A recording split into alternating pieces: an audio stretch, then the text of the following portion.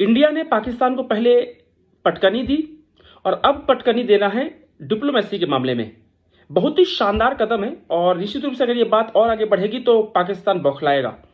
आपको बता दें कि जब ये पहलगाम अटैक हुआ था उसके बाद जब पाकिस्तान ने हमारे ऊपर ड्रोन मिसाइल फेंका और हमने जब पाकिस्तान के ऊपर मिसाइल फेंका तो पाकिस्तान लगातार राग गला पड़ा था कि इंडिया की कुछ मिसाइलें अफगानिस्तान में गिरी हैं और पाकिस्तान चाहता था अफगानिस्तान में जो तालिबान सरकार है वो खुल के भारत का विरोध करे।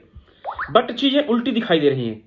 आपको बता दें कि जो अफगानिस्तान में जो तालिबान सरकार है उनके जो कार्यवाहक विदेश मंत्री हैं मावलवी आमिर खान मुक्ताकी, उनसे हमारे विदेश मंत्री एस जयशंकर साहब की बात हुई है और एस जयशंकर जी ने कहा है कि बहुत ही पॉजिटिव बात हुई है मावलवी आमिर खान मुक्ताकी के साथ में। आपको बता दें कि जो अफगानिस्तान है उसने पहलगाम अटैक की निंदा की थी, इसके लिए एस जयशंकर साहब ने धन्यवाद कहा है। साथ ही साथ जो पाकिस्तान आरोप लगा रहा था कि हमारी मिसाइल अफगानिस्तान में गिरी, अफगानिस्तान का नुकसान हुआ है, उससे भी सिरे से खारिज कर दिया है। मतलब पाकिस्तान का एक और झूठ बेनकाब हो गया है। अफगानिस्तान ने कहा कि ऐसा कुछ नहीं है, हम तो सेफ, हमको कोई दिक्कत नहीं है। इसके साथ साथ इंडिया और अफगानिस्तान की जो दोस्ती है, पुरानी दोस्ती रही है, उसको और कंटिन्यू करना और आगे बढ़ाने की कोशिश की जा रही है। इसका एक एग्जाम्पल बताना चाहूंगा कि पिछले 20 साल में हमने लगभग अफगानिस्तान को 25,000 करोड़ रुपए के आसपास प्रदान किया है। ये एक दोस्ती का नजराना देख सकते हैं कि इस लेवल पे दोस्ती है कि किसी कंट्री को 25,000 करोड़ की मदद की गई है।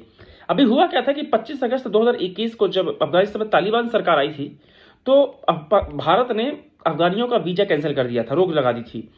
तो जो बात हुई है एस जयशंकर और जो मावलकी आमिर खान मुत्ताकी के बीच में, उनमें बात निकल के आई है कि आप अफगानिस्तानियों को वीजा दीजिए ताकि हमारे जो बिजनेसमैन और जो व्यापारी हैं अफगानिस्तान के जो इंडिया जाते हैं उनको जाने का रास्ता मिले। साथ ही साथ में जो हमारे कैदी इंडिया में हैं उनको रिहा किया जाए और दोस्ती को आगे बढ़ाया जाए। एस जयशंकर साहब ने कहा है कि बिल्कुल हम इस विषय में कोशिश करेंगे जितनी जल्दी हल मिल सके। एक और चीज बता दूं कि जो विक्रम मिस्री हमारे विदेश सेक्रेटरी हैं, उन्होंने भी मावलवी जी के साथ में बैठक की है और अपने रिश्तों को और आगे बढ़ाने की बात की है।